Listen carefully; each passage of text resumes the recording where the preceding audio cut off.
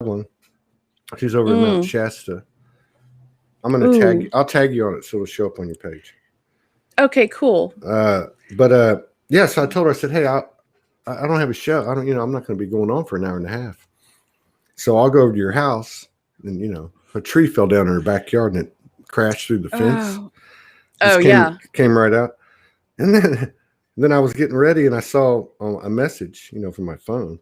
I said, no, you got a show. So I was halfway through my morning routine. So I'm only half on planet. Well, did you see my post on my page? I was like, why does today feel like Saturday? I can't do calendar and work days and weekend. I can't do that anymore. Like I am just not there.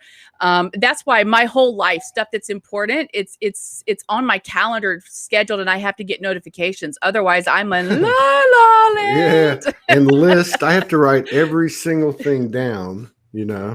I have a notebook journal I carry with me at all times. Yeah. All right, I can't do this time-space continuum anymore. It's getting real. I'll tell you that. I think you've seen the Schumann's resonance the past few days. Like it's every day now. I mean, not just a spike. It's a big fat chunk of the day. We're being bombarded with energy, and it's it's a roller coaster. You want me to do it on your page or your public page? Do it on my profile. Okay. Boom. Because I've got 5,000 friends. More people will see it. Okay. Facebook's going to block it, but anyway. Let's see. And I would going to block what? Oh, me. Oh, Facebook is constantly taking my posts down. So is Instagram. Is that because right? of what I talk about. Yeah. What do you talk about? Yeah. Well, let's talk sex, about honey. Sex and orgasm and pleasure and how it's your birthright. Are they blocking those types of posts about sex? Oh my God. Okay. So January 20th. And I only mentioned that because that was inauguration date, right? So that was a big change and shift in things, right? So January 20th, I wake up to this notification from Instagram that one of my posts violated their community guidelines and it was taken down. And so when I reviewed it, what it was from November of 2019 when I was doing a promo for my show, Sacred Sex with Trish. And the topic was the heart genitals connection, because there is a separate connection. It bypasses the other chakras. It's a circular circuit between the genitals and the heart. And it apparently talking about love-based sex went against their guidelines. But what made me so mad, frustrated, and really annoyed was that part of the reasoning is that any type of talk about sexuality, sexual education, and they even mention specifically tantric, anything tantric is lumped into pornography. And the specific charge against me was adult sexual solicitation. Well, let's solicitate. Like, let's solicitate. Let's solicitate, honey. Oh my God. We're going to make up words. But this is all the time. Yeah. This is all the time for me because of what I do, but I'm not going to stop what I do because sensuality is an integral part of my blueprint, who I am as a soul, as a twin flame. And, I have a certain energetics for that. And then sensuality is who I am. And that's why many lifetimes I've been drawn to Tantra, drawn to healing and magic. So I've spent many lifetimes as a witch. And so it's just like, yeah, y'all can't burn me this time. Nah. So, That's right. Whatever. I'm not stopping. It's a soul mission, Yeah, that's exactly right. And I woke up this morning and had a couple of messages, conversations I didn't want to have. I was off planet. But it's that same old shit. Just, they say in Texas, how's it going? Same old thing, bigger, same old shit, bigger stick to stir it with, right? But they're like, oh, have you seen the people arguing? And I'm like, I don't know where everybody's at, but I know one thing. I don't have time but to stay in my own lane. I'm not even trying to figure it out. Schumann, dude, I mean, I know that stuff's out there. You don't even have to see it, right? And it's like, whatever's happening is going to turn everything upside down. So this little bullshit minutia with the mask and I was just saying that. I'm just saying all that's going to go away. All the points of contention are going to go away. Yeah. Because it's going to be such a blast on you, in your face. And actually, it's a beautiful thing. It's just the resistance we have as humans, because we think we're human and we have dominion over all things, and we're the smartest, in the whole realm, right? When the reality is we are, but not like we think we are. We got to let go of all the control and just roll. Yeah. It's like when I get done with this, and this is why I can't stay on for 8 hours this time. But but my landlord is coming over to do an inspection of my apartment, because the lease is up at the end of the month, and I'm ready to get back on the road. The first place I'm going is Sedona, and so it's just like Sedona. Just whenever, like I said, my lease is up here, so I figure, okay, maybe I'll stay here, but I could be in Sedona anytime, which I'll get going. We got the Soulology Fest going. What are you talking about? Woo! Oh, when is that, in May or June? May. When's your thing? Oh, your deal's up in June, into May. Well, see, that's one of the things we're going to be talking about. But that was my point, is that in talking about like what he's concerned with is that I leave the apartment nice, that he doesn't have to do too much work before he rents it to the next person. And he's a very nice man. Don't get me wrong. But I've just in this, when is the power going to be turned over in his name? And I'm just like, this is such small shit. This is such small potatoes about what's going on, and just such small thinking, and here we are working on a 5D level or even a galactic level if you're at that part of your journey. And it's just like, and you want to know how many thumbtacks I put in the wall? But see, I think so small. But I think that there's a lot of that going on, where you're in your 5D field. You're familiar enough with it now. You're comfortable with it. You've owned it, and you're right. I was a witch. What are you going to do? What are you going to do to me? Nothing. I know the game now. It's over. And then you have this very benign 3D, interactions that you have to go dipping in and out of until they're not there anymore, I guess. I don't know. But yeah, I think that's happening to a lot of people. Yeah, no, I wasn't sure exactly when your Soulology Fest, Soul Fest. I couldn't remember Soulology Fest. What to look up. Soulology Fest. Soulology Fest. That's okay. There's another festival I was looking at, but it's like in the middle of May, and that's in Dolan Springs, Arizona. So I know I can't do that one, but let's talk about that. If I would love to be a part of it. However, virtual, whatever, in person. But no, my first place I'm going is Sedona. Yeah, when I leave. Yeah. Well, I'm going to be there on the 12th. So I'm going to be there in 8 days, I think. Something like that. Oh, wow. We have an event on the 14th at a place, and I can't remember the name of it. But we're going to have. Is that with Kalina? Is that with Kalina? No, that's Kalina's going to be there. It's on the 14th. It's at a place, and I can't remember the name of it. But I think it's a really big yoga studio in West Sedona. So we're going to get together with Vibrational Empowerment Network. We're going to go from 6 to 11. We're going to just do a little soul gathering, music, commentary, rap, song, dance, whatever. And that's what's so funny is that I'm ready to go now. Like, I am really ready to just go now. Like, other than the fact that I need to put what I have left of my physical belongings, I need to put that in storage unit for a few months while I'm back on the road. But other than that, like, I'm ready to go because I am feeling this. It's time to go. It's time to go. It's time to go on all levels. It's movement. It's forward movement. It's not back, not going to the past. No, because you've done your work. It's for, and I'm feeling that. I'm feeling like, okay, let's go. Like, if I had all this junk in storage right now, I'd get my dog and man, we'd be on the road to Sedona tomorrow. It's just, that's how ready I feel. And I know a lot of people are not there yet, but they're feeling that change. No, there's a lot of people.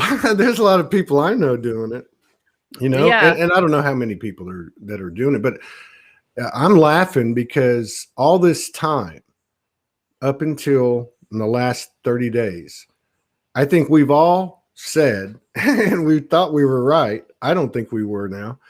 We were ascending. We were we were already airborne. I think we just blasted off. I think what's happening is we're blasting off, and there are those who are going now, and it's exactly what you're saying. It's in every single part of us. The movement, it's game on now.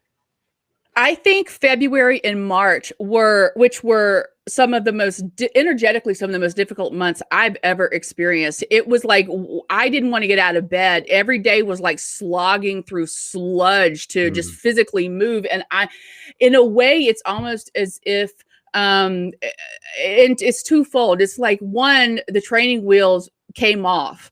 On Yule, so my winter solstice. And then we were kind of getting into this, the eclipses and whatever. And then February and March, it's like, oh my gosh, I really have to do this myself in a way. And you really felt the density of the physical.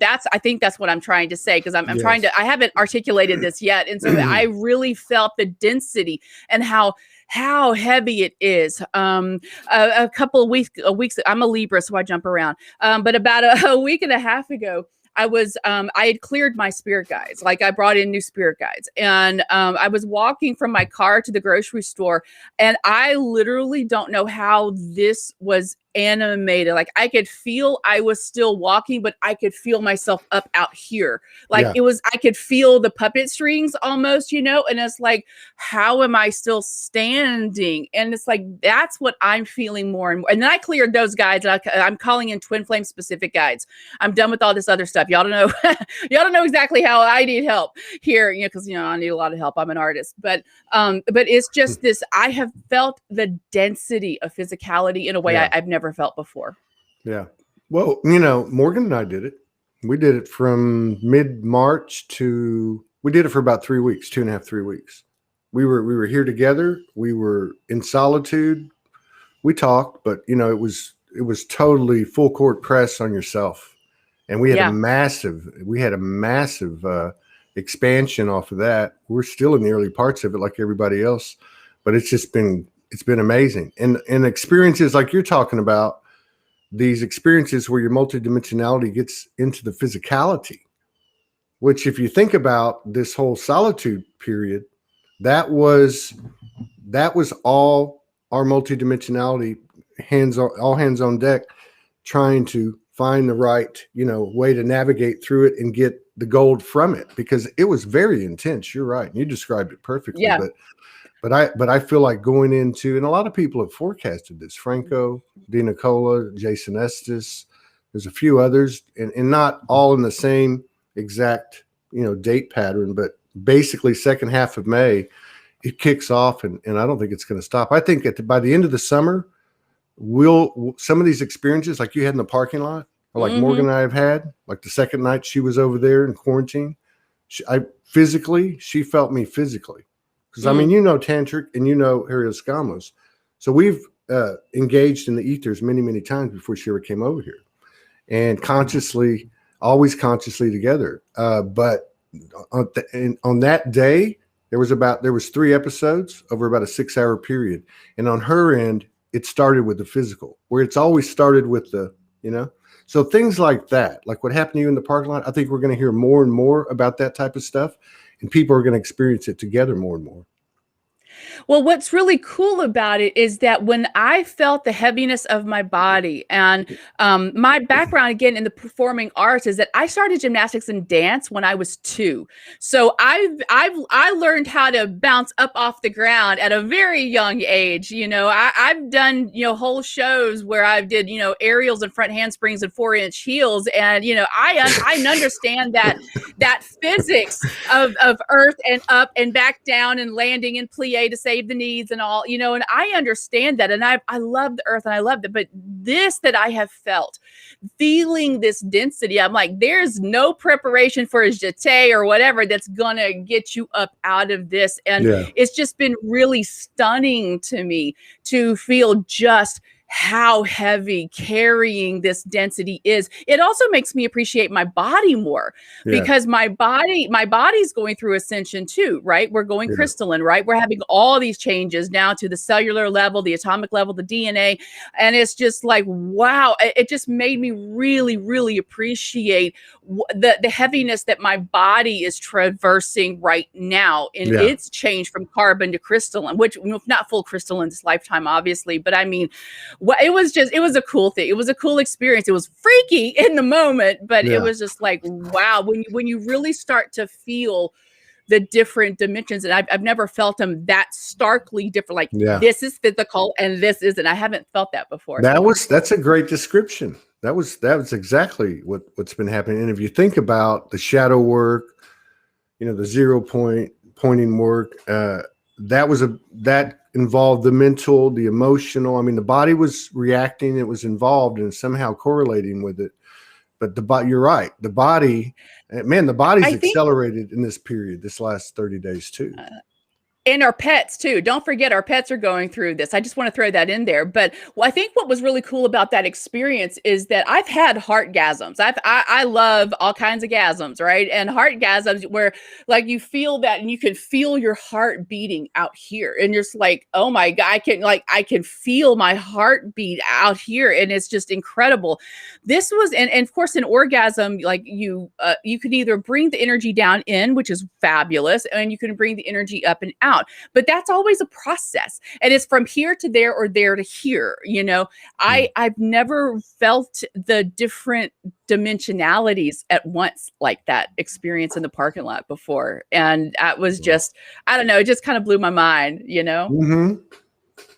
Yeah, I hadn't thought about that, but I'm thinking about my body. My body's gone into turbo or something in the last 3 or 4 weeks. The communication lines are very clear.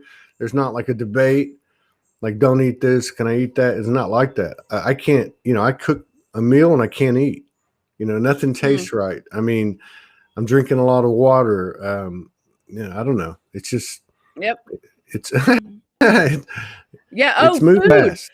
Food allergies, like even like I'm from the South, it's just like fried foods. My face breaks out right here, but I guess because whatever the oil is that they're using, I'm so reactive.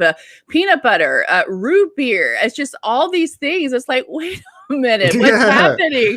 And it's just, you being very conscious and aware of these subtle changes. And I think that, there's so many reasons for the lockdowns or for the quarantine and the shutdown of last year, and it's still going on in some places. And it was so that people could concentrate their energy back to themselves and be still and go in hermit mode. So you could have these awarenesses and these experiences that you can't have when you're on your commute and got to get the kids to school and got to get the kids to soccer and ballet and blah, blah, blah, blah, blah, and rush home and get takeout because Americans eat out 4 times per week. People are not cooking at home anymore. They don't know what they're eating, but they're constantly distracted by something and then numbing with one coping mechanism or another. That was a big part of why the shutdown was needed. And that's why so many people are now having their awakenings. Yeah.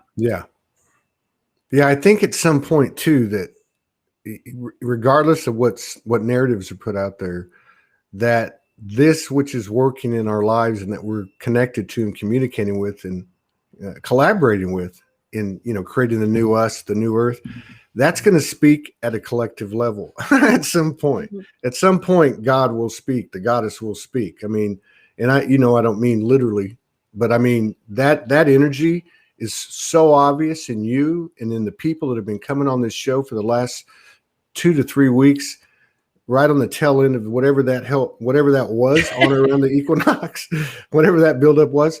And and the thing that's so amazing about these last 2 or 3 weeks doing these shows is that they're all showing up pretty much 100% human. Like this show's been about the multidimensionality. It's been about share us your gifts and skills and abilities. Tell us your story. What are your experiences? But this last 2 or 3 weeks, that's still coming in. It's a lot like your parking lot experience metaphorically, because the human, we're the last one on deck. You know what I mean? They're like, hey, about time. we're on point now. I mean, we're on point. We're guiding this multi-dimensional oversoul team embodied in the human. And the evidence is becoming so large on every aspect of our experience with physical, mental, emotional, you know what I mean?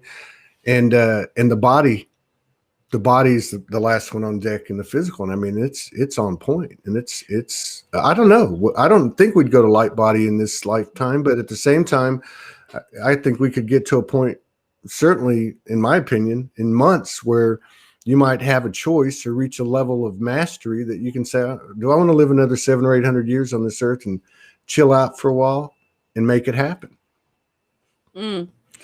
Yeah. I just had so many thoughts run through my head. Yeah, I know. Well, that's in there too, Trish, right? All those conversations are being had. It's not just higher self, like, and so you're sitting here, right? I get it. Oh yeah. But we have been in the trenches for so long. It's almost like, okay, and yes, there's still work to do, but it's almost like, okay, the humanity at large is waking up because of the shutdown, because of the quarantines. The UK was gone back, to a fourth complete shutdown. The vaccines, I don't know if we can say that word here. You're going to Facebook. You can say it. A lot of people are having these awakenings. And I think that we have been in the trenches for so long. We have been in the trenches our whole lifetime, whether we were actively, knowingly on this journey or not. Before, like, I've been a pagan witch my whole life and was forced to be Catholic. I think you were forced to be Catholic too. And so we knew that, okay, that's not right. But I think that because humanity's waking up, we don't have to fight as much or the same way. And that's a big part of what feels different.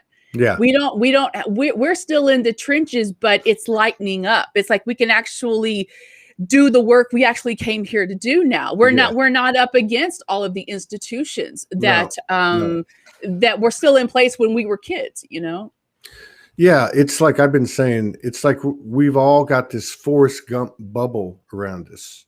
And now individually, because I mean, this unity consciousness is only going to come through individuality, through individual sovereignty.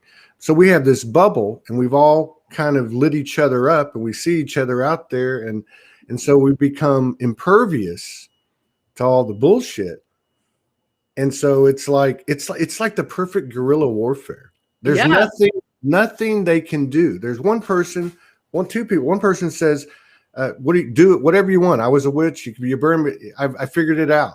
But now there's 2 and 3 and 4. So there's a collective huge bubble it's just not going to be stopped. It's almost comical. And I know that sounds kind of rude because there's some, from a human perspective only, very horrific things. Well, we all got to remember we all came down here by choice. And that's from twin flame divine feminines jumped in. We jumped in line. We took, that's why a lot of us were born into families where we didn't fit in, where we were the black sheep, where we, like, everybody else gets along, but why don't I get in? Like, I knew from the age of 7, I knew I hated my mother and I didn't know why. I did not know why. I mean, okay, yeah, physically abusive, whatever. And that escalated as I got older, but it was just like, why don't I fit in? And, but it's because divine feminines especially jumped in because we heard the call. It was like, we've got to be down there. Some divine masculines, I don't know if you're older than Morgan or not, but some divine masculines jumped in first. But for most of us, here in this lifetime, the feminines jumped in. And then the masculines were like, wait a minute, we have contracts we've got to do. And that's been the cycle. And you're right. I never heard anybody say that. But if you look at it from that, from that perspective, which we certainly can, you guys jumped in with both feet.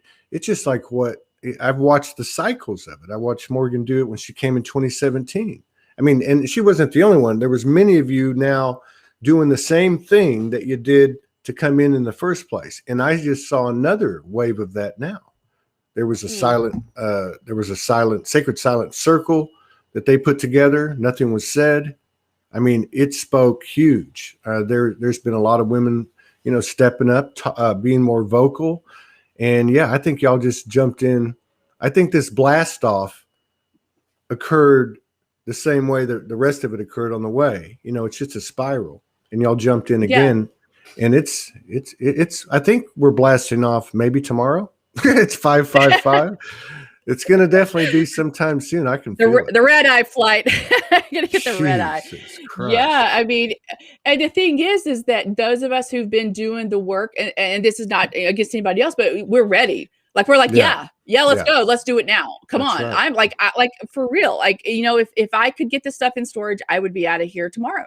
Yeah. You know, who knows? My landlord, when he comes over, he may say, okay, go ahead and get out. But but you know, my lease is up, and I have felt that it's just like twiddling my thumbs, you know, and but I understand that this is there are big lessons in this situation for me, and I'm grateful for the opportunity to have this spiral re-experience so that I can really anchor in the lessons and be in a place at this time in this situation where I am okay. And before, when this happened in 2017, I wasn't okay. You know, when the universe or Causey said, okay, girl, you got to go, you know, and I had to leave really quickly, not of my own accord, and it was very scary. And I had to get on the road and wound up being homeless in Los Angeles. And it was living in my car. You were homeless in Los Angeles? Yeah, dude, I was homeless in Houston, but I've been to Los Angeles, and I you know, when you're from a place and you're homeless, that's I mean, I'd been there 20 years, so you know. But to be in Los Angeles, what part of Los Angeles were you homeless?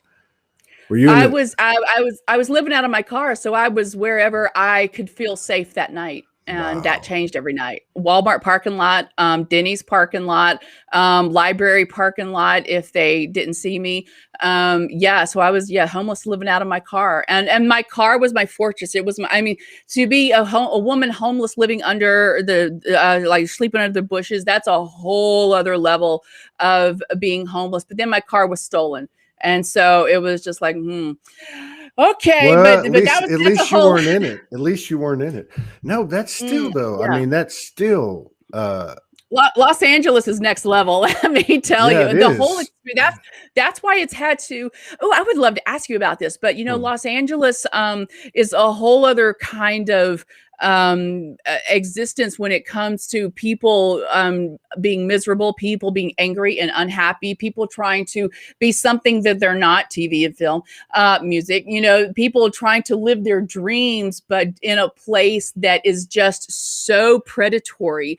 You know, that's why most people can't make it. But okay, so let me ask you this. Have you ever heard about the how it was about 2018 where the dark kind of concentrated its forces along the 33rd parallel?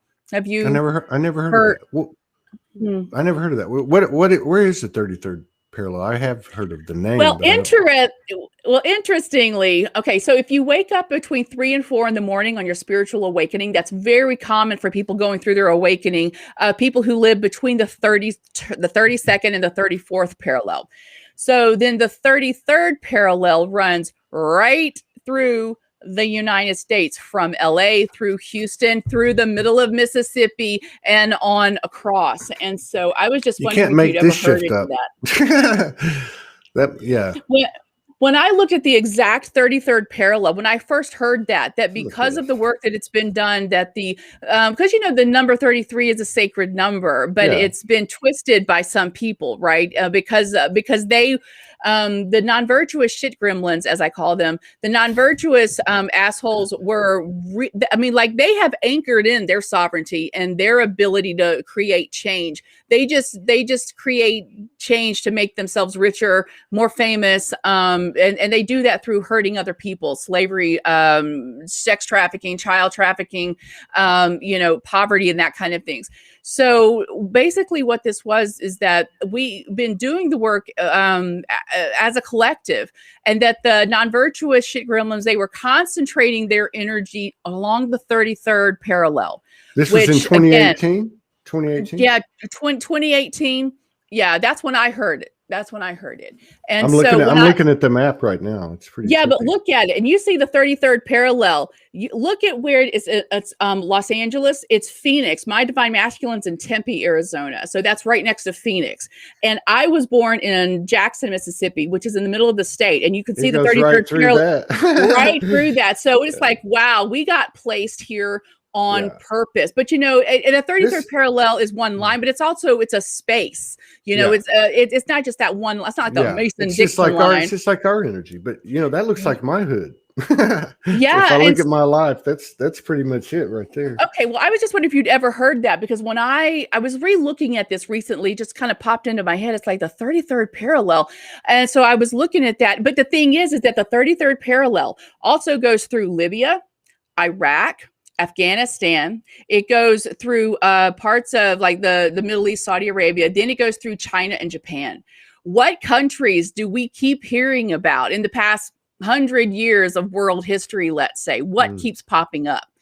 Libya, Iraq, the Middle East, Afghanistan, and then China and Japan, and then of course the United States. And then look at the depravity of LA, and and the other things that I don't know. I just thought it was really interesting. I just didn't know. Wait a minute. It's very interesting. Okay. And have you ever heard of the 10th gate?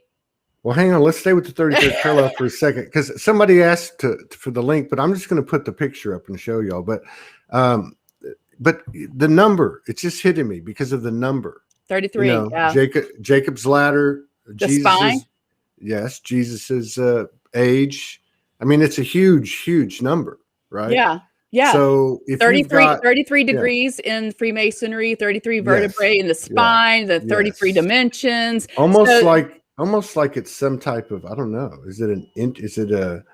If I picture like a black hole, they say a black hole sucks energy in, right? And I wonder if there's a lot of succubus energy, especially in LA. Oh, well, yeah. I mean, that's density. I mean, those big cities. I mean, I lived in Chicago, LA, Miami. Yeah. I mean, those big cities. Houston, I'd take any day of the week, and it's not the safest place to go.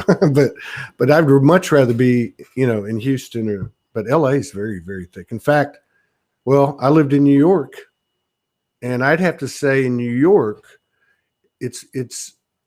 there's something about New York where people kind of handle it's hard scrabble. They kind of like. They're on their stuff.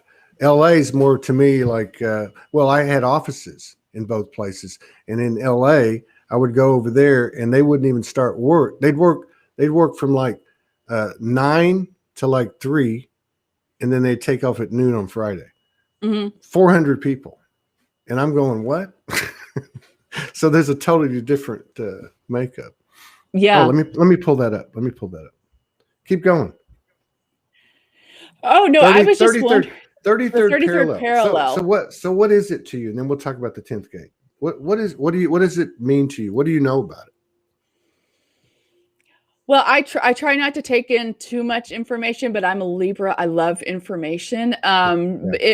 What I found interesting is that it wasn't the 34th. It wasn't the 35th. It was the 33rd. And that the 33rd, because I'm a numerologist, so that it was the 33rd, and that the 33rd parallel just happens to have places like LA, which is a concentration of money and power in the United States. And then it goes through Libya, Iraq, Afghanistan, which, they have been fighting for thousands of years, which was why I brought up the whole 10th gate thing. And then China and Japan, China and Japan, they have been, if you know the story, if you know the history of China and Japan, Japan was highly influenced by China hundreds of years ago. And then they finally said, we want to create our own unique Japanese culture. And then they kind of blocked off or embargoed anything from China. And that's where you start to see a separation in the cultures and a separation in the music and the clothing and, the whole cultural thing. But, Japan was a big part of World War II. And because of Pearl Harbor, they're a big part of the American history. And the POW camps. China is big, and China has been steadily buying up a lot of American businesses and American land so that it can be a bigger player here in the United States and in the American economy. And so I don't know, I just thought that was really interesting and it didn't really resonate. Well, the 33 2018, it was just like, okay, the 33rd parallel, 33 is the master number of it's the master teacher. And so what is it supposed to teach us? And I wasn't really thinking about it because I was homeless and really didn't care about, the bigger, I was just like, am I going to eat, 4 days without eating? Okay. 5th day, I guess I'm just not going to eat to get, it's just like, there were other things that I was focused on. So, but this popped into my head the other day and I looked at the 33rd parallel on a map, which is a picture you're probably going to show. And it was just like, holy schnauzers, when I looked at my life and where I was born in the middle of Mississippi, it's on that line, and where my masculine has been for years now. And we both lived in LA in 2017, 2018. And then to see all these other countries that have been making the news for 6,000 years. I don't know. I just thought it was interesting, and I just wanted to pick your brain because I can, because you're a captive audience right now. Man, you're a plugged in light worker. No, that's interesting. Now, what about the 10th? What'd you call it? The 10th gate. Okay. So, and I'm going to go ahead and say this just for the reference of this, but when I had the first time I had sexual union with my divine masculine, that was a Kundalini awakening experience like I've never had before. And from that, I started having all these visions and dreams in the coming weeks and months after. And one of the things, and it's recently restarted again, but I had this vision.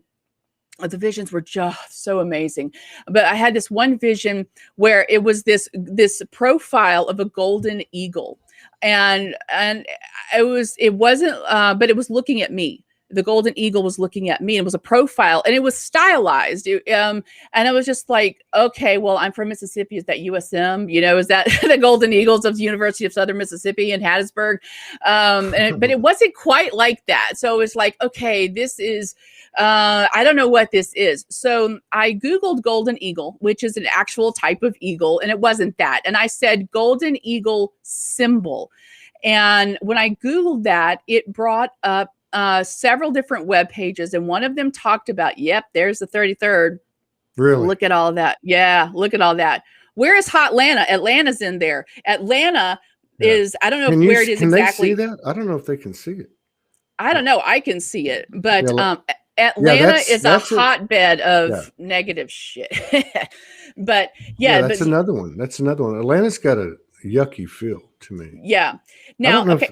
They can see it. They can see it. Okay. Yeah. So Atlanta, I don't know. Can you see my cursor? Probably not. Yeah. But, okay. So LA is not exactly on that. It's going more toward, I guess, San Diego or whatever. But but it's still, like you said, it's it's not a one line. It's like Anyway, so when I looked up the golden eagle symbol, it brought up the golden eagle grid and the 10th gate, which is there are 10, at least 10, maybe there are 11, but there are 10 major portals on the earth. Major portals, and the other 9 have been taken care of, or they've been healed, or they've been sealed from all this non-virtuous shit coming in. But the 10th gate, like, they haven't been able to seal that. And where that 10th gate is over the Middle East. Now, at this point, I don't remember exactly where they said it was, but it's just like it's like it's a constant influx of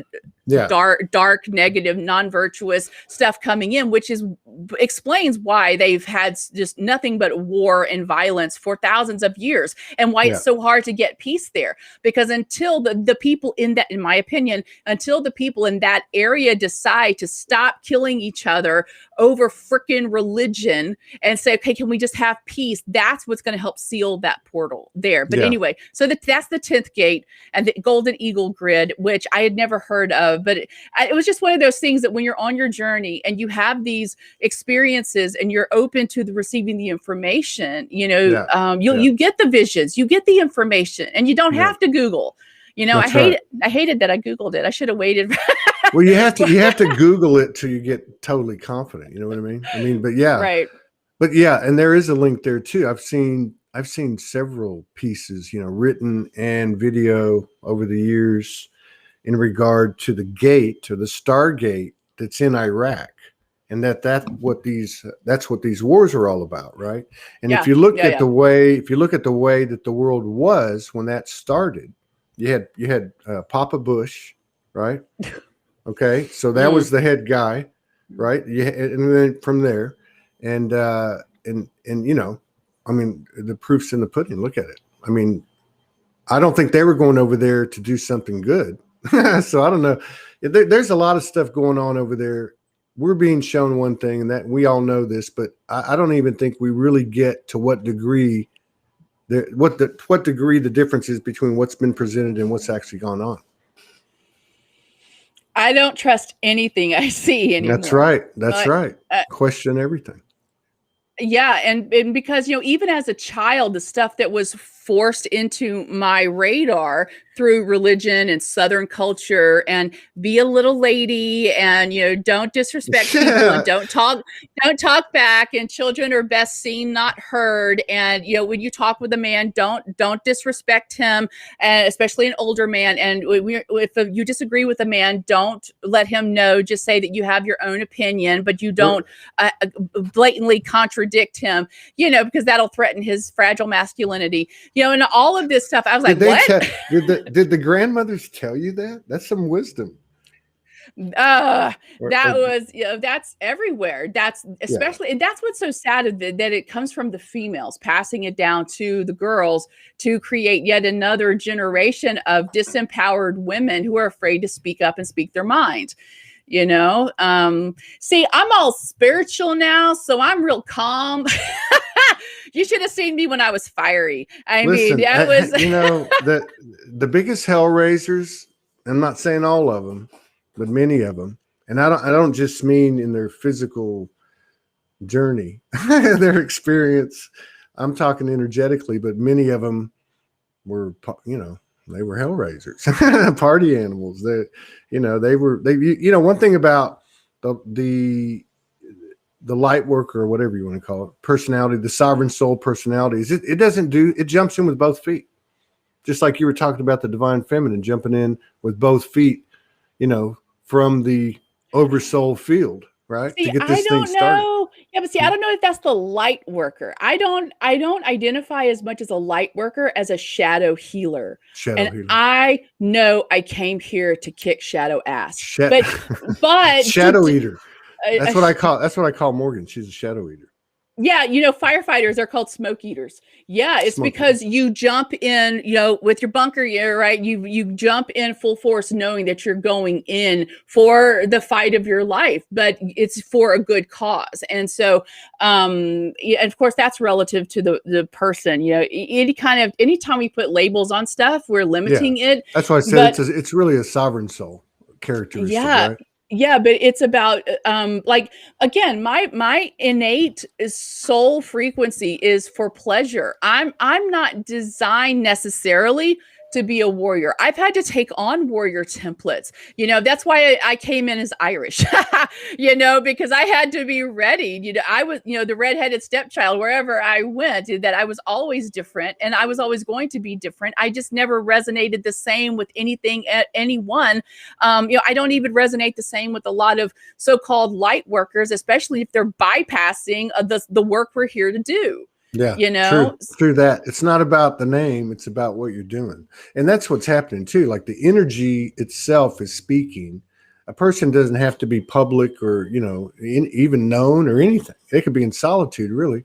But I mean, people are taking that on, that same attitude that you have. That same, it's beyond attitude, it's beyond persona. It's natural. And you're right. I feel the same way. I love to laugh. I love to have a good time. I love pleasure. And every time I start to go into that narrative, although my body and the energies are not supporting certain things anymore.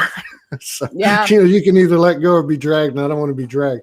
But the point is, I always say to the team, look, I'm down here kicking ass, but I'm not gonna, I'm gonna have some fun on the way too. Yes. And the thing is, I was thinking about this earlier, is that a lot of people think, oh, I'm having my awakening, I can't do what I love anymore. Like, if you always wanted to be on Broadway, you should absolutely still try to be on Broadway when it opens. It's not, I'm a Broadway journalist, so it's not open right now, but it's coming back. If you always wanted to be an actress on TV, or a director, we need people who are of the spiritual mindset in all of these industries, because all of the arts, those are our storytelling devices here for humans. That's humanity. We love our stories. That we storytelling is a huge, important part of our humanity. But when light workers say, oh, I can't be part of that because there's this or there's that, or that's not spiritual, that's bullshit.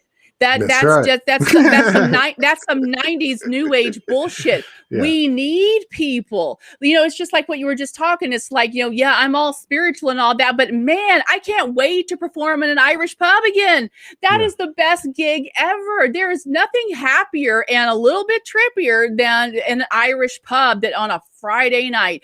It is all happy. It's there. There's none of the pretension of if you go to a jazz club, even, or especially a nightclub or whatever, or your trendy place, whatever. You go to an Irish pub. Oh my God, it's so down to earth, because these are people who learn to find happiness and pleasure and joy while being invaded and murdered by the English or whatever. That's, all that history. But I mean, like, you think that because I'm, I've always been a pagan witch, but now that I'm on the ascension journey, that now I'm all ascension-fied, that I can't perform. Hell no. I'm going to get an Irish band together. I'm going to record my Irish album, and then I want to tour the festivals. I can still get to do that. And the thing is that when I do that, and when I show my joy for music, my love for music and performing, and I put that on a stage, that energy radiates out, that goes out to the people, and I know that that's a very big part of why I'm here. I'm not going to give up music because I'm like, okay, I gotta, be all spiritual now. That's not the way it works.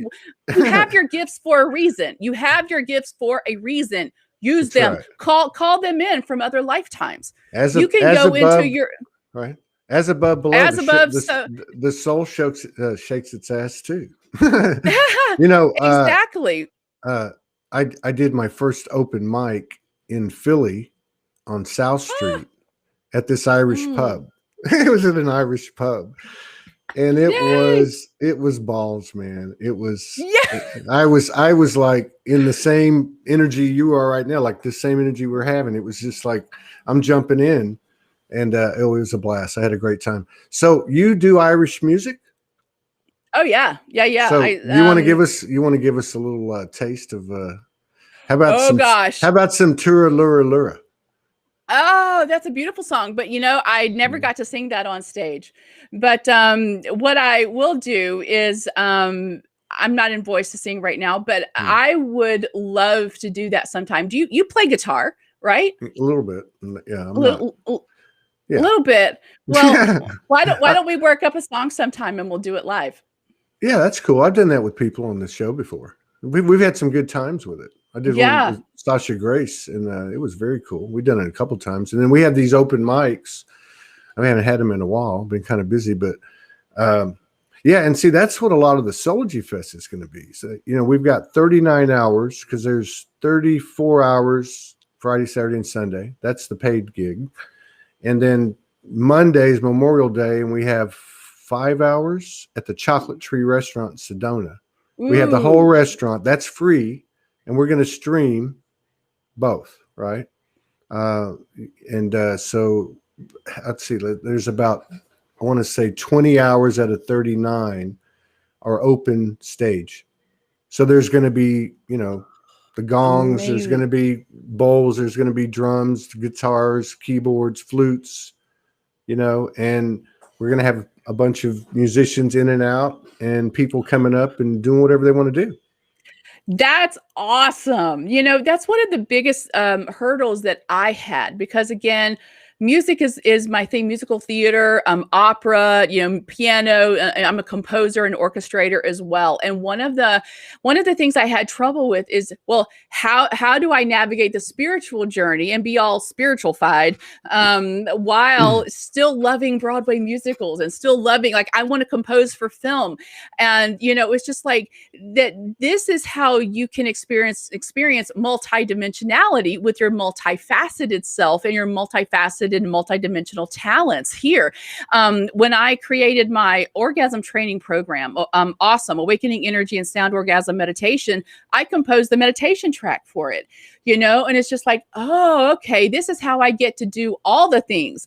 I don't have to limit myself. And, I don't have to try and be anything that's not innate and natural to. I don't have to try to be anything anyway. That's right. That's that energy. Just be. Yes. It's a non-rehearsed, no, you don't have to put the spit and polish type of energy. And I think that's been my experience. Like when I woke up and then I got into the creative part of it, I did like 100 Soul Speak videos, and I think 95 were one take. And it wasn't because I was happy with it. It wasn't because, that whole perfectionist part of it wasn't part of that energy, because I could feel, it's channel. It's like you're talking about with the heart sacral, it's channel. And so you feel it and you put it out and you see, like you said, the energy go out and you see the receptivity, and then you watch it start to replicate, or maybe you're replicating. It's the same thing. But yeah, I think that's so important, because we've had, I think, about 7, 8, 9 soul gatherings, Soulology gatherings, never a Soulology Fest. And they were all kind of impromptu, a week's notice, something like that. We've had, probably like 30 to 90 people. And we've always had that aspect. And some of the most incredible things, and most of it I have on film, but, it would be everything from somebody, there was a lady, Shakina Rose, my sister, she does harmonic light language, very angelic. And then there was Romeo Barron from LA. He does spiritual rap, and he's a badass. And they both got on together. Yeah, I know, yeah. They both got on together and freestyled. And then a lady came up from the audience and she started doing it, all 3 different light languages. Or a lady coming up and saying, hey, I didn't know I was going to do this, but this is such a cool atmosphere. I've been clean 4 years. I was 12 years a prostitute and a crackhead. Wow. I'm now with this beautiful divine masculine over here, and nobody knew her, right? And then he got up and told his story, and then another lady got up and told her story. And so these moments are, to me, the spontaneous is so important. We're following the intuitive now. It's directing our lives as opposed to the ego. So the creativity is that sexual energy. I think it is our true nature. And yeah, it's pleasurable. We're supposed to do this. It feels good. And I think we got a lot going for us. Yeah. And the thing is that Earth School was originally created, as I understand it and feel it, and I've asked my own higher self about this. She's pretty much embodied, but I still like to ask questions. Is that Earth School was our playground. Mm-hmm. Everything was supposed to be a type of Garden of Eden, and we were supposed to be able to create anything that we wanted. Like, this was like not just the soul's evolution, but just play, play and pleasure. And I can manifest, I can create, because I am a part of the ultimate creator, right? I am source within me, even as a soul, little fuzzy light ball of energy, right? And so it's just like, then the non-virtuous assholes came in and said, oh, we're going to find that loophole in the free will, and we're going to usurp other people's free will. And then, we have, most of human history, and the other things that have happened in other aspects of life here on Earth. And it's just like, when you remember that, yes, we have the warrior templates, yes, especially if you're indigo, we came in, we jumped in, divine feminine said, we're tired of being burned at the stake, we're tired of being raped, we're tired of domestic rape, and then that's just a man disciplining his wife. We're tired of all the violence against women and the violence against children. We're tired of the violence against men in the name of patriarchy. We're tired of this shit. Okay, let's go in and clean up. But the thing is that now that we've been in the trenches, now this is where we shift into, okay, wait, I can still do the work I came in to do and play and have fun and experience pleasure and experience love and experience orgasm. And when you understand that orgasm is actually the key to everything you want in your life, that's my next course, then you will understand that your work becomes easier because you're approaching it from the point of play, not from war. Warrior, I got to be a warrior, I got to kick ass. See, that's interesting. Hang on a second. This is maybe a topic for another. So I feel very much about sensuality the way you do. The energy is the same. I'm a masculine, you're a feminine. What's recently happened to me is, of course, we've talked about the sacred sexuality interludes, and I just told you what happened. We didn't go into detail, but you get my drift. So I'm seeing it from a totally different way. Now I've been with somebody who sees it like you. And it's like two different languages.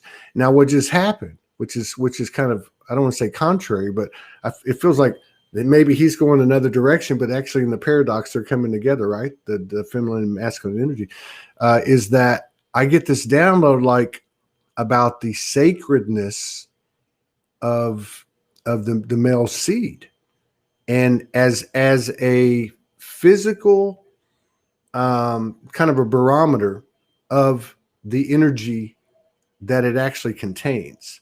In other words, I was being told in layman's terms, like you only need to have an orgasm a month. It needs to be in a sacred situation, because I understand now, I understand now that this is not just physical, I guess is what I'm saying. I know. That's why I said we're probably gonna have to wait, because this is about learning. That's a whole other show. Can we do that tomorrow? That's what and I just want to explain myself, because I don't quite get it, but I don't give a damn what you say more than anybody. I know what I know. And I got this huge thing came in, and maybe it's because a lot of times I and others, we over literalize, we explain and comprehend based on this place that we've been, not with what we have now. We all know that we wake up every day now and it's a new truth, right? So to keep that in mind, but to me, it had something to do, and maybe it doesn't apply to the physical. Maybe I can come every day, right? But there was something about containing that seed energy, that creation seed energy energetically within me. And I know, you can orgasm it and bring it back into you and all that. But it was something about that. And it was more, and I'm trying to describe a feeling, an energy, a knowing that really doesn't have a physicality. And I'm looking at images. So for you to say what you said, I totally get that. And I'm just, the math in this new environment is a paradoxical situation. The language is different. The math is different. Even the geometry is different. That we're creating. 4 different topics. Okay, let me see if I can. Okay, so talk about different languages. The visual that popped up is when you're watching a foreign film, because Americans, to us everything is foreign. If you're watching a foreign film and you hear the dialogue, but there are subtitles in English so that you can understand what they're saying, you have 2 languages happening at the same time that are literally saying the same thing. Yes. Yes. It's just, you know what I mean? Yes. Yeah. Oh my God. So we had this talk. I don't mean to interrupt you, but this is more pieces coming together. Okay. So I'm sure this will. So Morgan and I had this talk maybe a week ago, in the midst of coming out of all this energy and all the golden light, just like you were talking about. And I said, okay, something's clicked. And I said, you know what? So we're coming from opposite directions. And okay, it's like a cone. She drew this thing, and it's like a cone and a cone, like an infinity sign, but it's a cone. Mm-hmm. So you say you have the feminine over here. Let's just call her the galactic, right? and you have the masculine over here. Let's call it organic. And as you come out into the cone, it's the biggest part, right? So imagine coming from that direction, being more sensitive, women's intuition to all that stuff, right? And we're over here rooted in the root, very animalistic, right?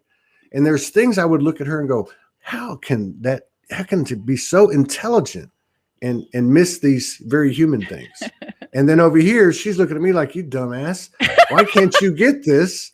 Because see, it was two different languages. And what I found in watching the dynamics of the last week of what Soulology's been involved in with the Silent Sister Circle was that I realized, oh my God, this is a totally different language.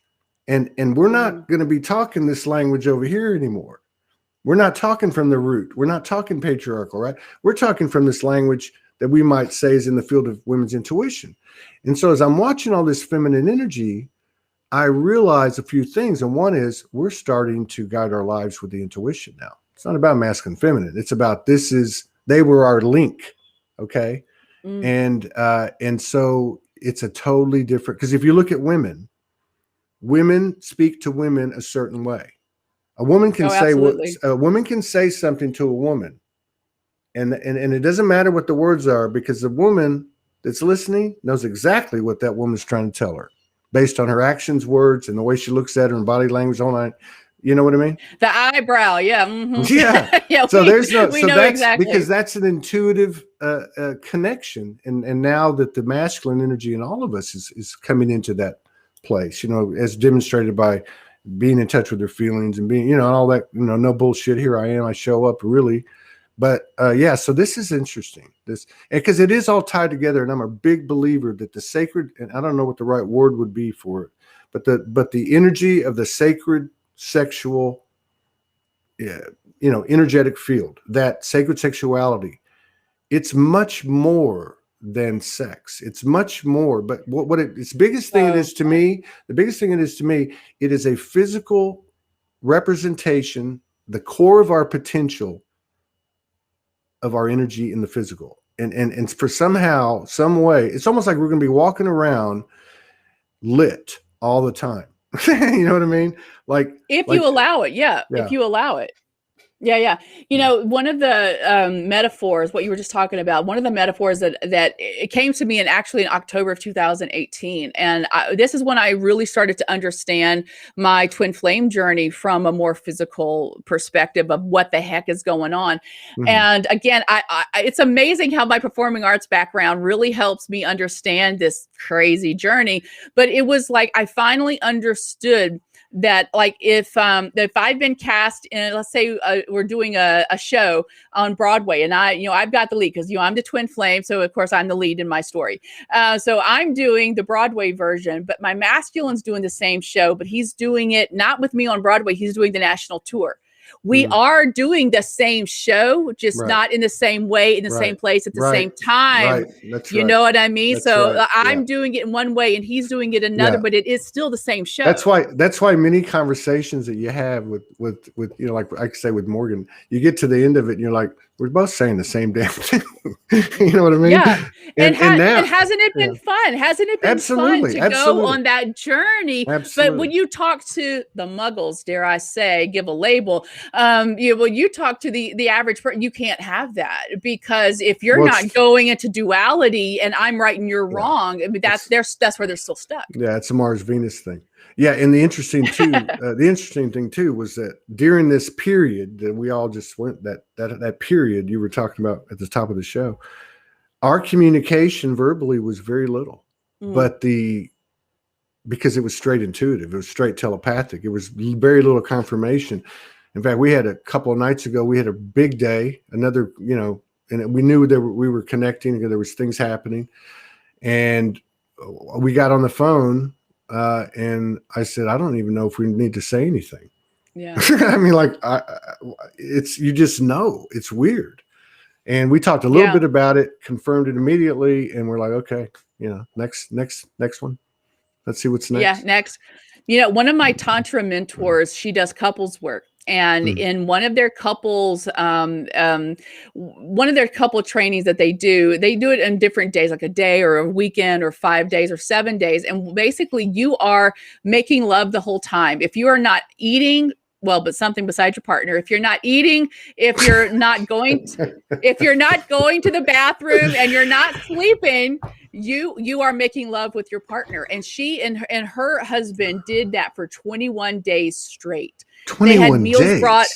21 days straight. They had meals brought in. And so, yeah, if they were not eating those meals, if they were not sleeping, and you can have sex while you're sleeping. That's a very intense method, I'd say. But can you imagine that, once you've had that, or even during it, you cannot have the same kinds of interactions with a person where you're keeping social distance, even like they're on the other end of the couch. It's like when you have that closeness in the physical, which is representative of the closeness we have energetically, because as souls, we merge. I mean, we defy Newtonian physics on a soul level. When we do our soul merge, my twin and I, we occupy the same space at the same time, which you can't do. But in sex, that's the closest way we can get to it here. When his penis is in my vagina, which is technically he's in my body, or whatever, it's just like, that's the closest we can get here. But that's a physical representation of what is already happening energetically if you're open and awake to that. Right on. You got to go. Yeah, I do. Darn it. Well, but I want to talk about. I do want to talk about this because one of what you said about you can only orgasm once a month and whatever is that. The way I split this up is that orgasm is energetic and it's actually a field. It's a dimension. Climax is the physical. So if you want to climax once a month, that's fine. That's what I meant. That's what I meant. You want to make sure that your prostate is healthy along the way. Even the most ardent chi masters that I know still ejaculate about once a week or once every 2 weeks just to keep the plumbing healthy because you want that prostate to stay healthy. No, I resonate with that. That what I was trying to say aligns with what you said. I don't know if it's a month or twice a month. Yeah, there's definitely that makes sense to me. What I was saying is that, and you just said it. You just made me realize it. And it's not like I didn't know it. I just hadn't figured out how to say it. The orgasms that we're talking about, I've had, and I've talked about it, many of them, right? Like many, like even in a 10-minute period, female orgasms going off in parts of my body, whatever. But there is a difference. And to Christy, who asked the question, climax and orgasm are different. I differentiate them. Yes, that's a good point. That's what we're talking about. That's what I teach. That is what I teach. And I have an orgasm training program that helps people transcend the physical, because a lot of people get stuck in the physical, and that's why they turn to porn and they turn to vibrators So let me ask you this. So in regards to what you teach, it sounds like it's the same thing. Well, maybe not the same. I don't know. But the same type of download frequency field that Morgan got, and others have too, but with the sacred sexuality, Helios Gamos. But you break it down. I like the way you break it down. There is a difference between a climax and an orgasm. Because, I'm going to say this. There's a difference between a soulgasm and a climax.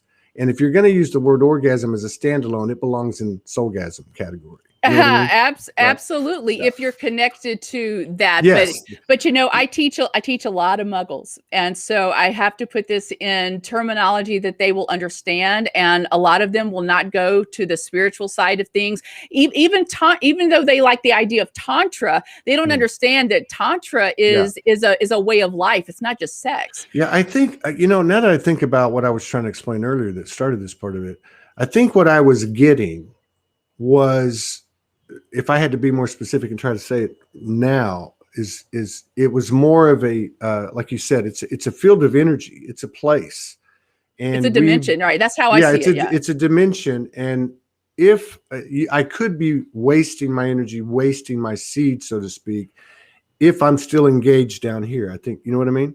Like it leveled up in sanctity. It leveled up as a sacred. I understood, and I think probably, to be honest with you, now that I'm looking back in retrospect, it was the final. I concluded it. But the initiation was over, and it's been a long one, right? I mean, I just went into this, and actually, this actually happened the night that she left. The next day she left, right? And it was mind blowing, and we were both just stunned, like going. But then the download came after she got on the plane. Right. But see, what's happening is that most people, when they have sex, are wanting that effervescent experience. And what you learn from the tantric perspective and what I teach and my orgasm training program is that you will allow that effervescence to descend down into the physical. Yes. We're so busy trying to have these physical experiences. Yes. Orgasm is your quick ticket to, well, the cosmic, mind-blowing orgasm, juicy yumminess that you're wanting. But you can't get there when you're still relying on the 3D modes of getting there in the physical, the porn, the vibrators, and the Cosmo sex quizzes or whatever. The performance, it's performance anxiety and the ego and the machismo, and I got to look a certain way, and I don't look like my Instagram selfie. Well, guess what? All of that's 3D ego bullshit. Yeah, that's right. You know, it's like okay, we all connect. You got to go, but it's like when we are alone and we connect, meditate, whatever you want to call it, commune. It's the same thing. You're walking into this and you're going, this is fucking holy. Yeah. You know? I mean, it's reverent, and so imagine starting there. When we think that's pie in the sky, it's not. This energy supports that type of initiative now. I mean, we're being supported. That's who we are. That's what we're supposed to be experiencing. We're not supposed to be in the physical trying to have spiritual experiences. We are spiritual here to have physical experiences. And we were designed to have physical experiences that were full of pleasure and happiness and joy and creating and just the evolvement and the growing of who we are as master creators, master magicians, all of us, but that got hijacked and sidetracked. And this is how we find our way back. But this is also one of the reasons, yes, I have to go, but this is also one of the reasons why institutionalized religion, all of them have shamed sexuality and have shamed women and shamed women who enjoyed sex. Like that woman who was a prostitute for 12 years. Don't you know she had some past life stuff she was trying to heal in that? And how dare anybody ever judge her for that? It's like the prostitute archetype. We all need to heal that as women. And even men have to deal with the prostitute archetype, because you sell your soul to go work for a salary and commissions and promotions to live in a certain house in a certain neighborhood and drive a certain kind of car. That's all prostituting. That's right. Anyway, that's a whole other show. 111. You finished that at 111. We'd been on 1 hour, 11 minutes, 11 seconds. So because we're that good, more to come. Yeah. More to come. And we'll reach out to you. Yes. Yeah. So we'll reach out to you. Let's talk about. I'll reach out to you. Yeah. Somebody on the team's going to reach out to you, and we'll have a chat. All right. Yay. All right. Thank you so much. Love y'all. Thank you so much. Hang on a second. What in the hell? Yeah. You can head out. I just got to. I want to hold you up. Hang on. No, the universe is saying we will not stop this conversation. It just got juicy. All right. Okay. Hey, we'll be back in 40 minutes with, I forgot. Somebody's come. Judy Godere. She's a client of Morgan's, and I think she's going to have a lot to offer. Yeah. That's all I can say. That's just what I'm feeling.